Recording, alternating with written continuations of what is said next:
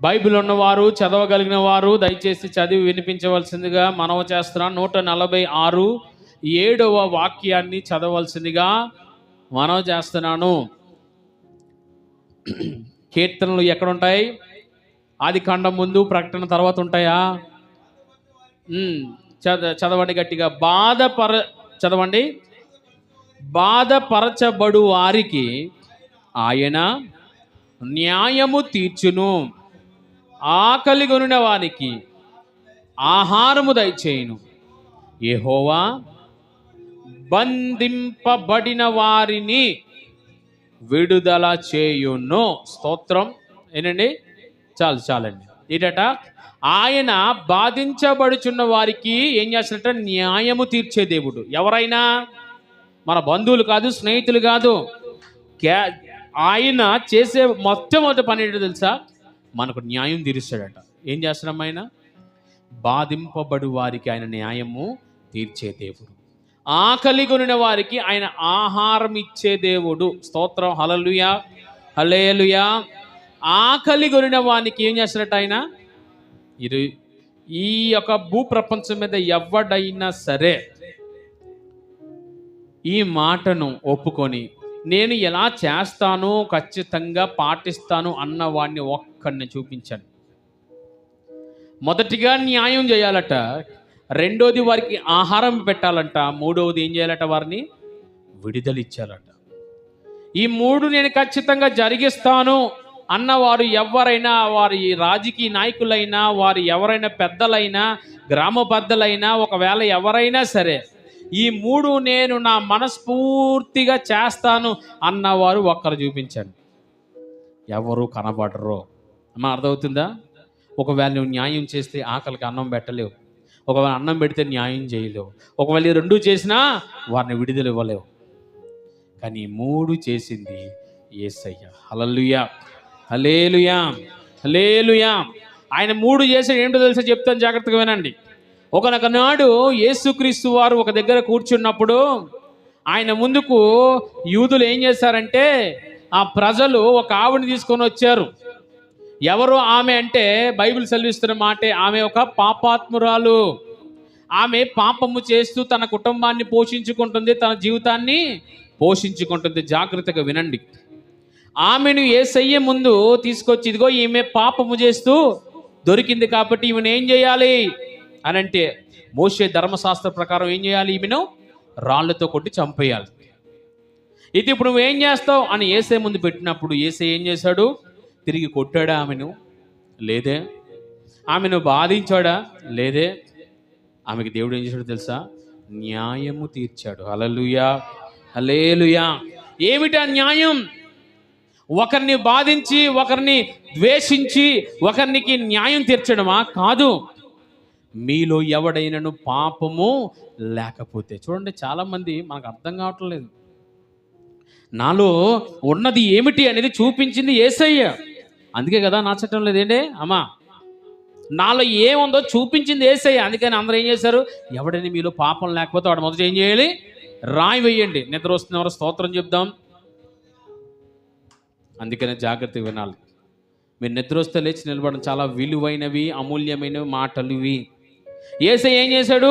మీలో ఒకవేళ ఎవరైనా సరే పాపము లేకుండా నేను పరిశుద్ధిని అనుకుంటే మొదట మీరు రాయి ఏంటంటే అందరూ ఏం చేశారు? పారిపోయారు. అలాగైతే యేసయ్య పరిశుద్ధుడు, మరి ఆయన కొట్టాలి కదా అమ్మా. ఆయన ఏం చేయాలి? రాయేసి కొట్టేయాలి కదా ఆమెని. కానీ ఆ యేసయ్య ఏమన్నారు? అమ్మా ఏంటి? ఎవరినే అమ్మా? ఎవరినే? ఒక పాపాత్మురాలు, పాపము చేసి బ్రతుకుతున్న స్త్రీని ఆయన ఏమన్నారో తెలుసా? అమ్మా. ఎవడైనా అనగలడా మాట? ఏంటి? కనీసం నీ ఇంటి మీద ఒకవేళ ఎవడైనా నీ ఇంటి పక్కన కాస్త బండి ఎడితే ఇష్టానుసారంగా ఆడితో మాట్లాడతాం కదా. ఒకవేళ ఏదైనా సరే వారికి నచ్చంది ఏమైనా మాట్లాడితే తిరగబడిపోతాం కదా. మనకన్నా అంత దరిద్రమైన మాటలు ఎవరు మాట్లాడరు. అలాంటిది ఒక పాపము చేస్తూ దొరికిన స్త్రీని ఆయన ఏమన్నారండి? చాలండి, ఆ ప్రేమను బట్టి దేవుని స్తుతించాలి. హల్లెలూయా, హల్లెలూయా. ఏమంటున్నారు ఆయన? అమ్మా. ఎవరన్నా నిన్ను ఏమైనా కొట్టారా అంటే లేదయ్యా అంటే, నేను నిన్ను కొట్టను. హల్లెలూయా, హల్లెలూయా. మరి నువ్వు పాపము చేయకుండా నీవు జాగ్రత్త పడము. ఇదండి న్యాయం తీర్చే దేవుడు ఆయన. ఎవరండి ఆయన? న్యాయము తీర్చే దేవుడు. ఆయన ఎందుకు భూమి మీదకి వచ్చాడో తెలుసా? నిన్ను శిక్షించడానికి కాదు, నిన్ను మరణానికి అప్పగించడానికి కాదు. నీకంటూ ఒక న్యాయం ఉంది. ఆ న్యాయం ఏమిటో తెలుసా? అందరూ ఒకవేళ నీ మీద నిందలు మోపిన సరి అయిన న్యాయం తీర్చేది యేసయ్య మాత్రమే. హల్లెలూయా, హల్లెలూయా. రాహాబు అనే వేశ్య, తన యొక్క జీవనాధారం ఏమిటంటే ఆ వ్యభిచారమే. అలాంటి యొక్క స్త్రీ, జాగ్రత్తగా వినండి, దేవుడు ఎంత న్యాయం జరిగించాడో చెప్తాను. ఆ సేవకులని ఒక రీతిగా వారు దైవజనులే, వారిని దాచిపెట్టి ఆ శత్రువులకి అప్పగించలేనందున ఆమె చేసిన పాపము వలన మరణం వచ్చినప్పటికీ కూడా దేవాది దేవుడు ఏం చేశాడు తెలుసా? ఆమెను ఆనాడు ఎరుకో కూలిపోతున్నప్పుడు దేవుడు ఆమె కుటుంబాన్ని కాపాడి న్యాయం తీర్చాడు. హల్లెలూయా, హల్లెలూయా, హల్లెలూయా. మొదటగా ఆయన ఏం చేశాడు? న్యాయము చేసేది. రెండోది ఆకలి తీర్చేవాడు. హల్లెలూయా, హల్లెలూయా. ఆకలైన వేళలో ఆయన మనకి ఏం చేశాడట? ఆహారం ఇచ్చాడు. ఏంటి? ఇక్కడ ఉన్న వారందరిలో నిజంగా గుండెల మీద చెయ్యి వేసుకొని చెప్పండి, నా ఆకలి తీర్చింది ఎవరు? చెప్పాలి. ఎవరండి? చెప్పాలి. ఎవరు? డబ్బునా, ధనమా? ఈరోజు ఒకవేళ నీ బంధువులు అవ్వచ్చు, స్నేహితులు అవ్వచ్చు, నేను పొగడొచ్చు, నేను కీర్తించవచ్చు, నేను గణపరచవచ్చు. ఎందుకంటే నీ దగ్గర ఉన్న డబ్బును బట్టి నీ యొద్దకు రావచ్చు. ఒకప్పుడు ఆకలి అయిన స్థితిలో, ఏమీ లేని స్థితిలో ఏంటి, ఇంకా జాగ్రత్తగా వినండి అమ్మా, ఒక మాట మీకు తెలియజేయాలని ఆశపడుతున్నాను. డబ్బులు లేకపోయినా ఆ దినాన్న ఏదోలా బ్రతకొచ్చు. ఒకవేళ ఎవరు మనతో మాట్లాడకపోయినా పర్లేదు, ఒకవేళ మనకి కావాల్సిన దొరకకపోయినా పర్లేదు, కానీ తినడానికి తిండి లేకపోతే ఎలా ఉంటుంది పరిస్థితి? నీ కళ్ళ ఎదుట నీ కుమారుడు కుమార్తె వారు అలమటిస్తుంటే మనకి ఎలా ఉంటుందో ఒకసారి ఆలోచన చేయండి. మా కుటుంబంలో అది మా నాన్న చూశారు అండి. చనిపోదాం అన్న స్థితిలో దేవుడు ఏం చేశాడండి? ఆకలి తీర్చాడు. హల్లెలూయా, హల్లెలూయా. ఎవరు తీర్చారండి ఆకలి? చెప్పాలి. చచ్చిపోతే ఆ యొక్క లారీ కింద పడిపోతే కొంత డబ్బులతో కుటుంబం బతుకుతుంది కదా అన్న ఆలోచనతో ఆ యొక్క దేవుని మందిరంలో అడుగు పెట్టినప్పుడు దేవుడు ఏం చేశాడు తెలుసా? ఆకలి తీర్చి ఈరోజు ఒక 50 మందికి ప్రతిరోజు మేము వారి ఆకలి తీరుస్తున్నామంటే కారణం దేవుని యొక్క కృప. హల్లెలూయా, హల్లెలూయా. అందుని బట్టి దేవుడిని ఏం చేయాలి తెలుసా? మనం కొబ్బరికాయలు అట్టుబడులు తీసుకెళ్ళి దేవుడికి ఇవ్వవసరం లేదు. కోళ్ళు మేకలు తీసుకెళ్ళడానికి ఇవ్వవసరం లేదు. ప్రభువా, ఆకలి తీర్చి ఆహారం ఇచ్చి ఈరోజు నన్నే కాదు, నాతో పాటు అనేకులు నా ఇంట తిండి తింటున్నారంటే అది కేవలం నీ కృప. హల్లెలూయా, హల్లెలూయా. ఆయన న్యాయం తీర్చే దేవుడు. ఏమిటి అన్యాయం అంటే? అన్యాయంగా నీ పైన ఎవరైనా ప్రభుత్వము చెయ్యాలని చూస్తే దేవుడు ఊరుకోడు. చేసేవాడిని మొదట దేవుడు ఏం చేస్తాడో తెలుసా? వాడికి ఏదైతే ఆశిస్తున్నాడో వాడికి కావాల్సిన దేవుడు ఇచ్చేస్తాడు. రెండవదిగా దేవుడు నీకు న్యాయం జరిగిస్తాడు. మనము అనుకుంటాం, నాకేం న్యాయం చేశాడు దేవుడు? దేవుడు నాకు ఎందుకండి శిక్ష పెట్టాడు? దేవుడు నిజంగా నాకు ఇది అన్యాయం జరిగించాడు అనుకుంటున్నావు. జాగ్రత్త, అదే నీకు న్యాయం, అదే నీకు న్యాయం. ఒకవేళ జరగకపోతే నీ ఇంట్లో శ్రమ వద్దునేమో, అది జరగకపోతే నీ ఇంట్లో శాపం మేలుబడి చేద్దునేమో. ఈరోజు దేవుడు నా ఆకలి తీర్చాడు అన్నవారు దేవుని స్తుతిద్దామా? హల్లెలూయా, హల్లెలూయా. ఆ కొండ మీద ప్రసంగం అన్నప్పుడు దేవుడు అందరూ కొన్ని వేల మంది వచ్చారండి. ప్రజలు అందరూ అప్పటికి 3 దినాలు గడిచిపోయినాయి. వారందరూ కూడా తిండి లేక వారందరూ కూడా అలమటేస్తున్నారు. 3 దినాలు వాక్యంలో మునిగిపోయే వారికి ఏం తెలియలేదు. అది అయిపోయిన తర్వాత వారు ఇంచుమించు అప్పటికే వారు ఏమీ లేని స్థితిలో ఉన్నారు. కానీ దేవుడు ఏం చేశాడట? చెప్పండి. దేవుడు ఏం చేశాడు? 5 రొట్టెలు 2 చేపలని ఆ యొక్క ఏదైతే ఆ చేప రొట్టె ఉన్నదో అదంటండి ఎంతగా దేవుడు దీవించాడంటే 12 గంపలు ఎత్తారట. హల్లెలూయా, హల్లెలూయా. అక్కడ ఉన్నవారే కాదు, ఆ మాట నేటికి కూడా ఆయన ఆకలి తీరుస్తూనే ఉన్నది. ఆకలైన వారికి ఆహారం పెట్టే దేవుడు. మూడవదిగా బంధించబడిన వారికి విడుదల ఇచ్చే దేవుడు. హల్లెలూయా, హల్లెలూయా, హల్లెలూయా. మనము అతి ప్రాముఖ్యమైన మాటకు వచ్చాం. ఏమిటట అది? బంధించబడిన వారికి దేవుడు ఏం చేస్తున్నాడు? విడుదల ఇస్తున్నాడు. జాగ్రత్తగా వినండి, జాగ్రత్తగా వినండి, జాగ్రత్తగా వినండి. ఏమిటా విడుదల? దేవుడు ఎందులోంచి, మనం ఎందులో బందీ అయిపోయి ఉన్నాం, ఎందులో బందీ అయిపోయి ఉన్నాం, దేవుడు మనల్ని ఎలా విడిపించాడు? జాగ్రత్తగా వినండి అందరూ కూడా. చాలా చాలా ప్రాముఖ్యమైన విషయం ఇది. మానవుడికి కావలసింది ఏమిటట? తిండి, గుడ్డ, నీడ. ఏం కావాలి? తిండి, మంచి నీడ, మంచి బట్టలు. ఇవి చాలు మానవుడికి కావాల్సింది. ఏంటి? అలాగే మన జ్ఞాపకం చేసుకుంటే మన పితరులైన ఇశ్రాయేలు ప్రజలు, ఏంటి, మన పితరులైన ఇశ్రాయేలు ప్రజల్ని దేవుడు మోషేని పంపించి ఒక మాట పలికిస్తున్నాడు. ఆ మాట చదువుదాం ఒకసారి. నిర్గమాకాండం 9వ అధ్యాయం 1వ వచనం చదువుదాం ఒకసారి. దేవుడు మనల్ని విడిపించాడు.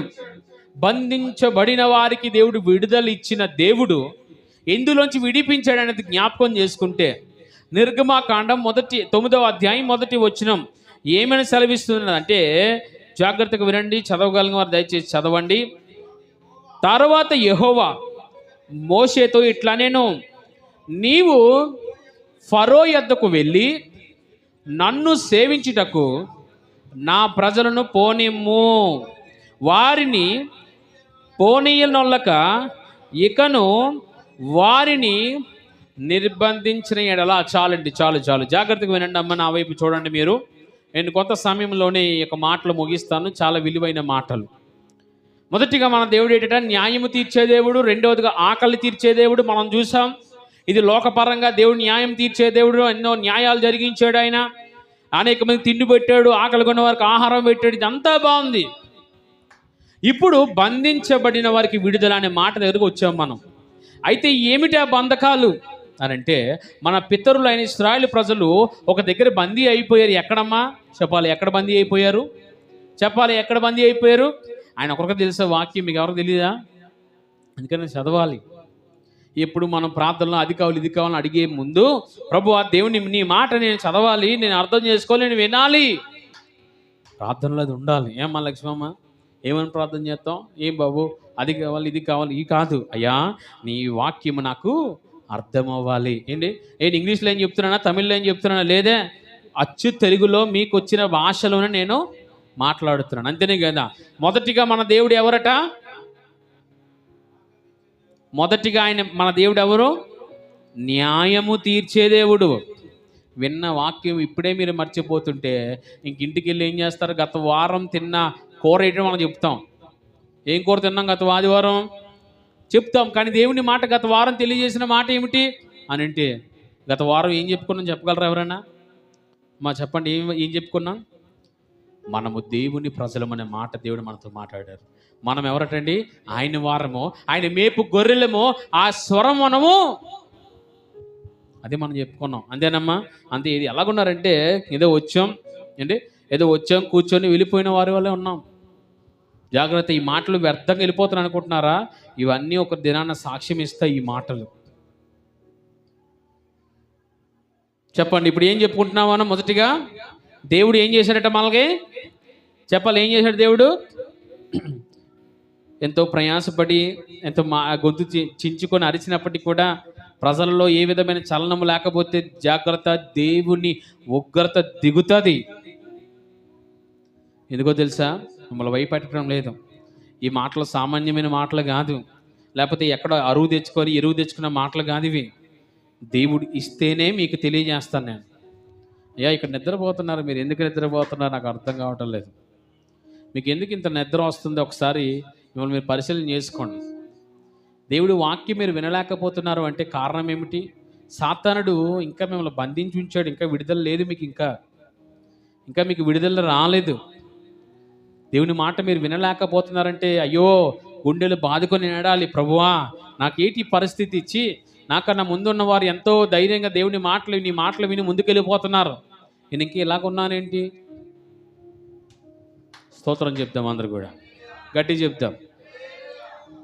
ఇది ఇక్కడ ఒక ఆదివారం కాదండి భక్తి, ఒక ఆదివారం కాదు. అందుకనే ఒకటి వల్ల భూప్రపంచం అంతటి మీదకి ఏ విధంగా పాపం వచ్చిందో, అదే ఒకని వల్ల అనగా యేసయ్య వల్ల భూప్రపంచం మీదకి పాప విముక్తి కలిగింది.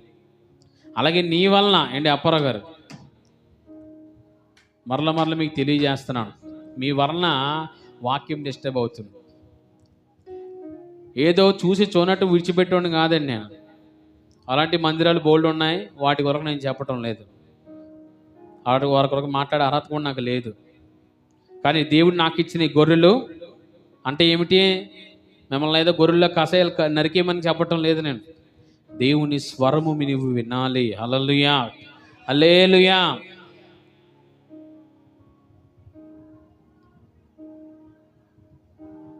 వాక్యంలోకి వద్దాం. ఇశ్రాయేలు ప్రజలని ఐగుప్తులో బందీ అయిపోయినప్పుడు మోషేని పంపించి ఫరోతో మాట్లాడుతాడు, ఇదిగో దేవుడైన యెహోవా చెప్తున్న మాట, నా ప్రజలు నన్ను సేవించుటకు బోనిమ్ము, వారిని నీవు బంధించొద్దు అని మోషే ద్వారా దేవుడైన యెహోవా ఫరోకు తెలియజేస్తున్నాడు. విడుదల ఇచ్చాడు దేవుడు. 10 తెగుళ్ళు వారికి రప్పించి, ఐగుప్తు మీదకి రప్పించి, వారికి తెగుళ్ళు రప్పించి ఫరో హృదయమును మార్చి ఆ యొక్క ప్రజలను విడిపించాడు. చాలా బాగుంది, జాగ్రత్తగా వినండి. బంధించబడిన వారిని, బంధకాల్లో ఉండిపోయిన వారిని ప్రతిరోజు ఏడిపే, తినడానికి తిండి లేదు, సరిగా తిండి లేదు, వారి కష్టము కష్టము కష్టము కష్టము కష్టము దేవుడు వారిని విడిపించాడంట. స్తోత్రం, హల్లెలూయా, హల్లెలూయా. నేను చెప్తున్న మాట అర్థమైన వారి స్తోత్రం చెప్దాం, హల్లెలూయా. వారిని దేవుడు విడిపించి ఇదిగో ఆ యొక్క వాగ్దాన దేశానికి దేవుడు నడిపిస్తున్నాడు. నడిపిస్తున్న సందర్భంలో చాలా బాగా ముందుకు వెళ్తున్నారు. ఒక దగ్గరికి రాబోయేసరికి వారికి ఎదురుగా ఎర్ర సముద్రం కనబడింది. జాగ్రత్తగా వినండి అమ్మా. వారికి ఎదురుగా ఎర్ర సముద్రం కనబడింది. ఆ సముద్రము చూస్తే చాలా భయంకరంగా పోటెత్తి అలలు భయంకరముగా వారిని ముంచి వేయాలని ఆశ పడుతున్నాయి. ఒక పక్క మరొక మాట వినబడింది. ఏమిటి అని అంటే, ఇదిగో మిమ్మల్ని మరలా తీసుకు వెళ్ళిపోవడానికి ఫరో సైన్యముతో వస్తున్నాడు. చాలా జాగ్రత్తగా వినాలి.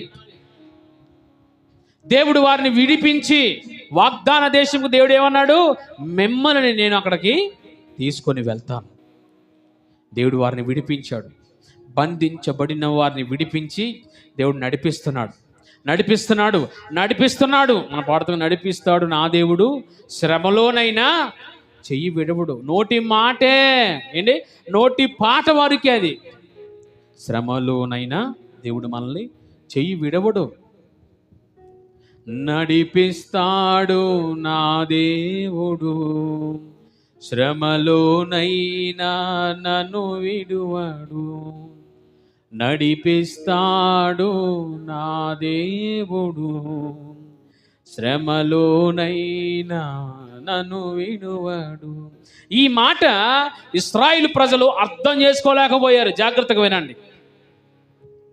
అయ్యో, విడిపించాడు దేవుడు నన్ను భయంకరమైన బానిసత్వము నుండి. ఒక్కడు నా మీద భయంకరంగా నా మీద పాదము మోపుతూ నన్ను సరిగా పడుకోనకుండా తినకుండా నా కుటుంబాల్ని బాధిస్తున్న భయంకరమైన ఐగుప్తు నుంచి దేవుడు నన్ను విడిపించాడే, అందును బట్టి దేవుని స్తుతిస్తాను అన్న ఆలోచన వారికి లేదు. ఎదురుగా ఎర్ర సముద్రం చూసినప్పుడు వారిలో ఒక మాట వస్తుందంట. ఆయన అప్పారావు గారు వినాలి. ఆ మాట ఏమిటో తెలుసా? ఆ యొక్క ఐగుప్తు నుండి మమ్మల్ని తీసుకొచ్చింది ఎందుకు? ఈ యొక్క సముద్రంలో మమ్మల్ని పడి చంపించేసినందుక. ఎవరంటున్నారు? ఇశ్రాయేలు ప్రజలు. దేవుడు స్వరము విన్న ప్రజలు, దేవుడు తన మొర విన్న ఆ ప్రతిరోజు ప్రార్థన, వారి మొర అంట ఆకాశమును చీల్చుకొని దేవుని యొద్దకు వెళ్ళిపోయిందంట. ఏమని?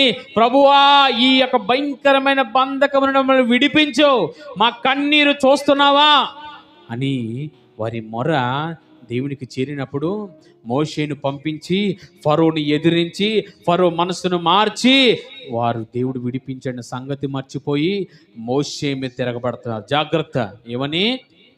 ఈ యొక్క సముద్రంలో ముంచివేయడానికి తీసుకొచ్చావు, ఈ సముద్రంలో ముంచివేయడానికి తీసుకొచ్చావు అని ఎవరి మీద తిరగబడుతున్నారు? అమ్మ, ఎవరి మీద తిరగబడుతున్నారు? జాగ్రత్త. మోషే కన్నా దేవుడి మీద తిరగబడుతున్నారు వారు. వారు ఎందులోంచి విడిపించబడ్డారట? ఇదిగో భయంకరమైన ఆ యొక్క బానిసత్వం నుంచి విడిపించబడ్డారు. బాగానే ఉన్నది, అంత బాగుంది. కానీ దేవుని మాట మర్చిపోయారు. నా దేవుడు నన్ను విడిపించాడంటే నన్ను నడిపించే దేవుడు కూడా ఆయనే, కడ వరకు నన్ను కాపాడుకుని నడిపించే దేవుడు ఆయనే అని వారు నమ్మలేకపోయారండి. వారు నన్ను ఇగో ఆ కడ వరకు ఆ కానానికి దేవుడు నడిపించే దేవుడు నన్నే అని వారు మర్చిపోయారు. వారు విడుదలైతే పొందుకున్నారు, కానీ వారి ఆలోచన నుండి విమోచన రాలేదు వారికి. ఏమిటి ఆ విమోచన? విడుదలంటే నేను బంధించబడిన నిన్ను తీసుకొచ్చాడు దేవుడు. మరి విమోచన అంటే ఏమిటి? మరి జాగ్రత్తగా వినాలి. నీవు ఒక బురదలో పడిపోయావు అండి, జాగ్రత్తగా వినాలి. నీవు ఒక బురదలో పడిపోయావు. ఆ బురదలో పడిపోయిన నిన్ను ఒక వ్యక్తి వచ్చి ఏం చేశాడు? నీ చెయ్యి పట్టుకొని పైకి లాగాడు. మంచిదే. నీ చెయ్యి పట్టుకొని పైకి లాగిన తరువాత నువ్వు ఏమవ్వాలట? నీ పై ఉన్న బురదంతా ఏం చేయాలి? అమ్మా ఏం చేయాలి? అలా ఇంట్లో పోతారా? అలా ఇందులోకి వచ్చేస్తారా? ఏం చేయాలి? కానీ ఇశ్రాయేలు ప్రజలు కడుక్కోలేదు. వారు విడిపించబడ్డారు అంతే, కానీ వారు విమోచించబడలేదు. అదే ఆ బురద కడుక్కోవడం. వారు ఆ యొక్క బంధకం నుండి విడిపించబడ్డారు, కానీ ఆ యొక్క బందీలో ఉన్న ఆరి ఆత్మలు ఇంకా విమోచన పొందలేదు. వారి ఆలోచనలు అక్కడే ఉండిపోయాయి. ఎక్కడ ఉండిపోయాయి ఆలోచనలు? ఐగుప్తులు ఉండిపోయాయి. దేవుడు ఎర్ర సముద్రం దాటించాడు, మంచిదే. మరి కొంత దూరం వెళ్ళిపోయిన తర్వాత ఒక ఎదురుగా వారికి ఏం కనబడుతుందో తెలుసా? అరణ్యంలో వారికి తిండి లేదు. నేను జాగ్రత్త వినాలి. తిండి లేక ప్రజలు అలమటిస్తున్నప్పుడు ఉంటాడు కదా ఒక తిండిపోతాడు, ఏంటి తిండి గోల, తిండి. వాడు అంటున్నాడు, రే ఇదిగో ఎందుకు మనం ఇక్కడికి వచ్చి పడ్డాం? తిండి లేక ఈరోజు అలమటిస్తున్నాం, నీరు లేదు, ఏమీ లేవు, చచ్చిపోవడానికా అన్నప్పుడు వారు స్వరం మరలా ఎత్తారు. ఏమని? ఆ ఐగుప్తులే నయ్యం, ఆ బీరకాయలు, కీరకాయలు, ఉల్లిపాయలు అవన్నీ తినుకుంటూ, ఆ బానిస బతుకు బ్రతికినా అవన్నీ తినుకుంటూ ప్రశాంతంగా ఉన్నాం. ఈ అరణ్యంలో మమ్మల్ని తీసుకొచ్చి చంపడానిక? తిండి లేదు అని ఎవరి మీద తిరగబడ్డారండి? చూడండి, ఎవరి మీద తిరగబడ్డారు? నిజముగా వారు విమోచించబడితే నా ప్రభువు నన్ను విడిపించాడు, నన్ను ఎలాగే నాకు ముందుకు తీసుకువెళ్తాడు, నేను ఏ పరిస్థితిలో నన్ను విడిపిస్తాడు అన్న మాట వారిలో లేదు.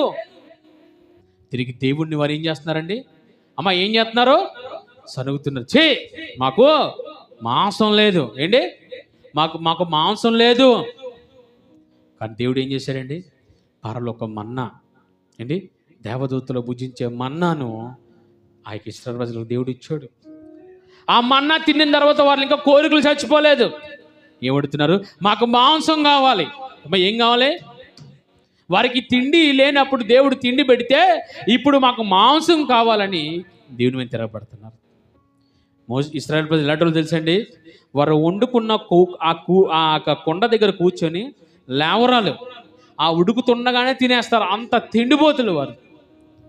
అలాంటి వారికి దేవుడు కడుపు నిండా మాంసాన్ని పెట్టాడండి. హల్లెలూయా, హల్లెలూయా, హల్లెలూయా.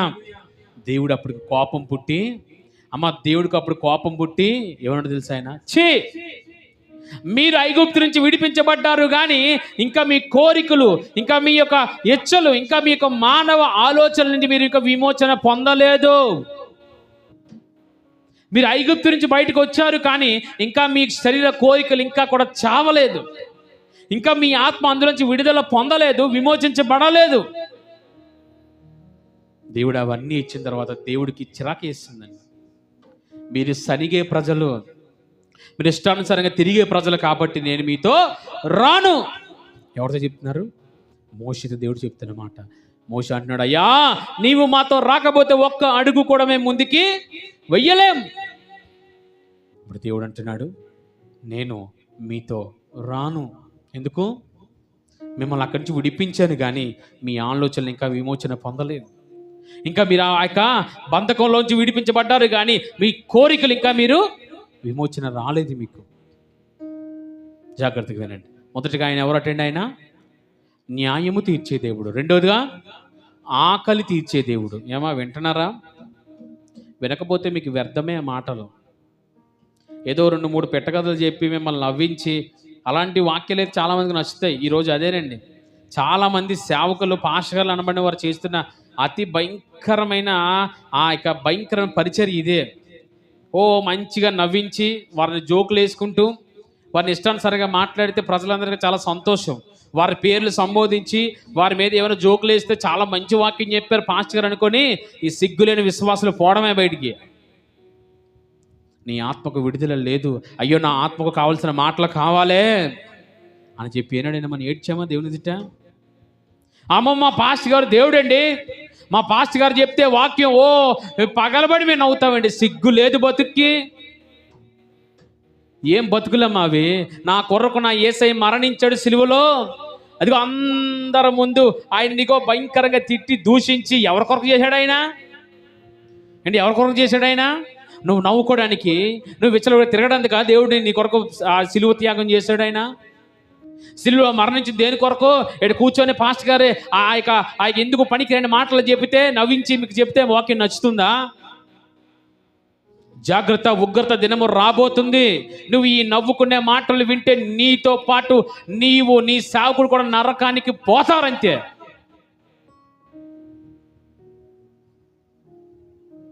నువ్వు లోకం నుంచి విడుదల పొందావు, లోకం నుంచి విడుదల పొందావు.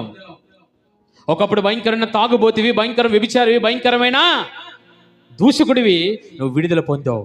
కానీ ఇంకా నీలో లోపల ఏమున్నాయి? వీరులు దాగి ఉన్నాయి. వారు ఏమంటున్నారు? మాకు ఈ అరణ్యంలో తిండి లేదు, మమ్మల్ని చంపడానికి ఇక్కడ తీసుకొచ్చావు మోషే. ఆ యొక్క ఐగుప్తులను అయ్యో మాకేముండేది? ఒకవేళ మమ్మల్ని శ్రమ పెట్టినా మాకు తిండి ఉండేది. తిండి కోల. గత వారంలో మాకు తెలిసిన ఒక వ్యక్తి మాట్లాడుతున్నమాట. మా పాస్టర్ గారు ఇంటికి వస్తారు, ఆయనకి మంచి వేట మాంసం పెట్టమన్నారు, ఉప్పు లేకుండా కారం లేకుండానా, కాబట్టి మంచిగా వండి పెట్టండి అని చెప్పి మా దగ్గర అడుగుతున్నారు. తిండి కోసమా సేవకుడు? తిండి కోసమా? ఆ తిండి కోసం సేవ చేస్తే పోయి అడుక్కొని తినో. ప్రాణాలు అర్పించారండి. ఎవరో? అది అపోస్తులు. ఏం చేశారండి? ప్రాణం అర్పి, తిండి కోసం కాదు, దేవుడి కోసం, ఆత్మల రక్షణ కొరకు. మా పాస్టర్ గారు వెజ్ తినరండి, నాన్ వెజ్ తింటారు. ఆడు సిగ్గులేనోడాడు అంతే. ఇంకా పూర్తిగా అందులోంచి వచ్చినోడు కాదు, అక్కడ ఉన్నోడే. సేవకుల వరకు దేవుడు ఊరుకుంటాడు అనుకుంటున్నారండి? అమ్మా, సేవకులను దేవుడు విడిచిపెట్టాడు. ఏహలోకంగా నీవు ఎవరి కొరకు కష్టపడుతున్నావు? రక్షణ మా ఆత్మల రక్షణ కొరక, లేకపోతే నువ్వు మందిరాలు కట్టుకొని, మందిరాలు నింపుకొని, బ్యాంక్ బ్యాలెన్స్లు నింపుకొని, నీ కూతురు పెళ్ళిళ్ళు, నీ కొడుకులు పెళ్ళిళ్ళు చేసుకోవడానికా? జాగ్రత్త. దేవుడు సెలవిస్తున్న మాట, నువ్వు విడుదల పొందావు కానీ విమోచించబడలేదు. నీ శరీరాశలు, నేత్రాశలు, జీవపు డమ్మవుతే ఎంతకాలం ఈ పరిచర్య? ఎంతకాలం దౌర్భాగ్య స్థితి ఇది? ఆత్మకు రక్షణ లేకుండా, అన్యాచారాలను విడిచిపెట్టకుండా, సిగ్గు లేకుండా సేవకుడే తాళిలు కట్టేస్తున్నారండి. సేవకుడే మెట్లు పెట్టిస్తున్నాడండి. సేవకుడే పందిరులు వేయిస్తున్నాడు. సేవకుడు ఏం చేస్తున్నాడు? వెళ్ళి మరి ప్రార్థన చేసి పసుపు నీళ్ళతో స్నానాలు చేస్తున్నాడండి. సిగ్గు లేని సేవకుడు. దేవుడు ఎంత బాధపడతాడండి ఆయన? అరే, నేను భయంకరమైన బంధకం నేను విడిపించాను కదా వీరి బ్రతుకు ఏమిటి ఇలాగుంది అండి? ఒకప్పుడు నీ బ్రతుకు ఏమిటి? నీ బంధువులు ఇంటికి రావడానికి కూడా ఇష్టపడేవారు కాదు. ఏమా, ఒకప్పుడు నీ బంధువుల్ని పలకరిస్తే ఎక్కడ నువ్వు డబ్బులు అడుగుతావో, సహాయం అడుగుతావో అని నీ ఇంటికి కూడా రాకుండా పారిపోయేవారు. అది మరి ఈరోజు వదిన బాగున్నావా, అన్నయ్య బాగున్నావా అనుకుని ఇంటికి వస్తున్నారంటే కారణం ఏమిటి? నీవు బ్రతుకుతున్న బ్రతుకును బట్టి. అది ఎవరిచ్చారు? అది దేవుడిచ్చాడండి. ఆయన దేవుడిచ్చిన ఆ యొక్క బ్రతుకును బట్టి దేవుని స్తుతించి, ప్రభువా నీ కొరకు ఏం పని చేయాలి, నేను నీ కొరకు ఎంతమంది ఆత్మలు రక్షించాలి, ఇగో ప్రార్థన చేస్తాననే మాట లేకుండా, నాకు అవి లేవు ఇవి లేవు, ఆడు ఎలాగైపోతున్నాడు. ఒక మాట చెప్తాను వినండి జాగ్రత్తగా. ఎవడైనా సరే ఒక ధనవంతుడు అవుతున్నాడు అంటే, ఆడు బలవంతుడు అవుతున్నాడంటే, వాడు మరణానికి వెళ్ళిపోతున్నాడని జాగ్రత్తగా గమనించండి. బాగా ఒక పొట్టేలుకు మంచి భోజనం పెట్టి బాగా మేపుతున్నారంటే కారణం ఏమిటంటారు? అర్థమవుతుందా? ఒకడు ఒక మేకను పొట్టేల్లో బాగా గడ్డి పెట్టి మంచి నీరు పెట్టి దానికి అన్ని చేసి దానికి బాగోగులు చూస్తున్నాడంటే దాన్ని ఏం చేస్తాడు? చెప్పాలి ఏం చేస్తాడు దాన్ని? ఒకనొక దినాన దాన్ని మొండేమో తల వేరు చేసేస్తాడు. అలాగే సాతానుడు కూడా ఈరోజు ఏం చేస్తున్నాడు? సేవకులేమి, విశ్వాసులేమి, ప్రజలేమి ప్రతి ఒక్కరు కూడా దీవెన అనే గడ్డి పెట్టి ఆశీర్వాదాలని ఇక లోకం సంపదలు చూపించి వారిని అధికారులుగా చేసి ఒకనొక దినాన్న ఈడ్చుకొని వెళ్ళి నరకంలో పడివేస్తాడు. చెప్పండి, అటువంటి దీవెనలు కావాలా మీకు? చెప్పాలి సంగమా, అటువంటి దీవెనలు ఆశీర్వాదాలు కావాలా? నీవు నరకంలోకి పోయే దీవెనలు ఆశీర్వాదాలు కావాలంటే బోల్డ్ దొరుకుతాయి సాతానుడికి నువ్వు మొక్కితే. కానీ యేసయ్య దగ్గరికి వస్తే ఏమంటున్నాడు తెలుసా ఆయన? ఒకవేళ నీవు నన్ను వెంబడించాలని ఆశపడితే ఉపేక్షించుకో. అంటే ఏడో తెలుసా? నిన్ను నీవే చంపుకో. నిన్ను నీవేం చేయాలి? నువ్వు చంపుకోవడం అంటే ఏమిటి?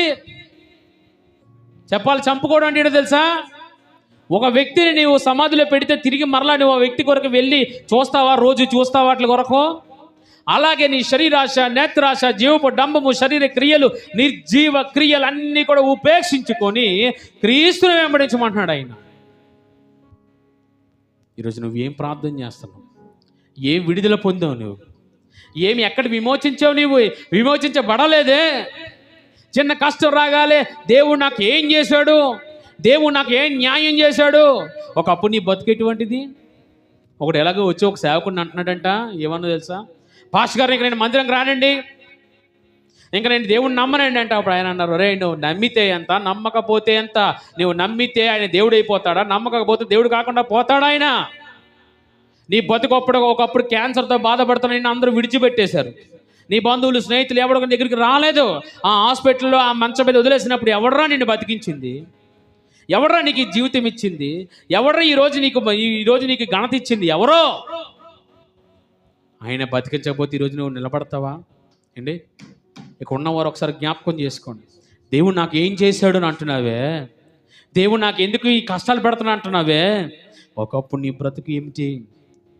ఒకప్పుడు నీ చిన్న కష్టం రాగాలే దేవుడు నాకు ఏం చేశాడని సనుగుతున్నావే. జాగ్రత్త. కృతజ్ఞత లేని వారే వేల కొలిదిగా కూలిపోయిన దినమును మనం చూస్తున్నాం. ఒక మాట చదువుదాం జాగ్రత్త. 1 కొరింథీయులు రాసిన పత్రిక, అందరూ కూడా తీద్దాం. 1 కొరింథీయులు రాసిన పత్రిక, అపోస్తలుడైన పౌలు గారు కొరింథీ సంఘానికి రాసిన మొదటి పత్రిక. ప్రతి ఒక్కరు కూడా తీద్దాం, అందరూ కూడా తీద్దాం. దేవుడు మనతో మాట్లాడుతున్న మాటను బట్టి ప్రతి ఒక్కరు కూడా ఆ 10వ అధ్యాయం 1వ వచనం చదువుదాం ఒకసారి, 2వ వచనం చదువుదాం ఒకసారి.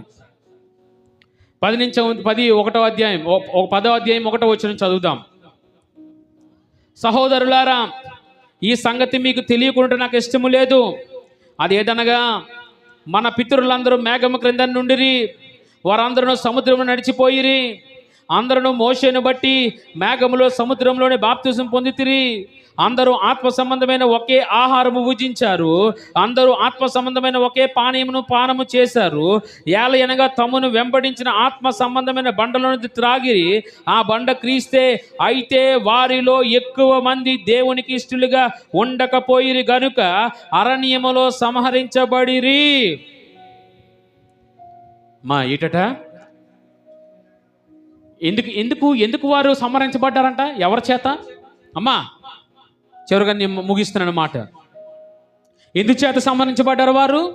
ఎందుకు కూలిపోయారు? ఎందుకు రాలిపోయారు? కారణం విడుదల పొందారు కానీ వారి శరీర కోరికల నుంచి విమోచన రాలేదు వారికి. ఈరోజు నువ్వు దేవుణ్ణి ఏం ప్రశ్న వేస్తున్నావు? ఇంకా నాకు తిండి లేదు, తిప్పలు లేవు. బాగా మేపిన పొట్టేలను ఏం చేస్తాడు? ఒక దినాన్ని ఒక బలి అర్పిస్తాడు.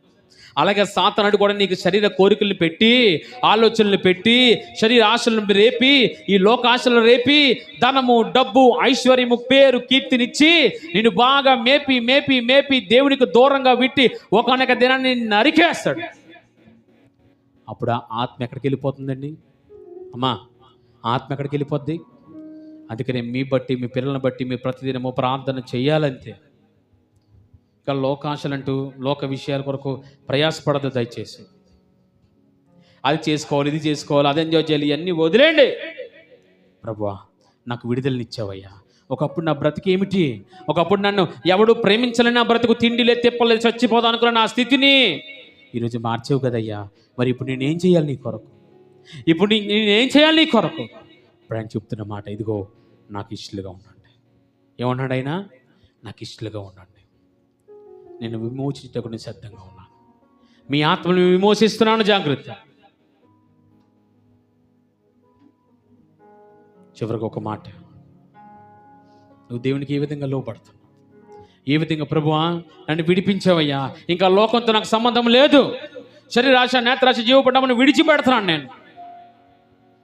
ఇప్పుడు నేను ఏం పొందుకోవాలి? విమోచన పొందుకోవాలి. ఏం పొందుకోవాలండి మనం? విడుదల దొరికింది కానీ విమోచన రాలేదు. ఇంకా బురద కడుక్కోలేదు మనం, ఇంకా లోకాన్ని ఇంకా కడుక్కోలేదు మనం. ఈ దినం అది ఆ పని చేద్దాం. ఈ దినం ఏం చేద్దాం? మనం ఆ పని చేద్దాం. పూర్తిగా విమోచించబడి పరలోకంలోకి చేరిపోతాం. మోకరించండి, ప్రార్థన చేద్దాం. చాలా సంగతులు ఉన్నాయి.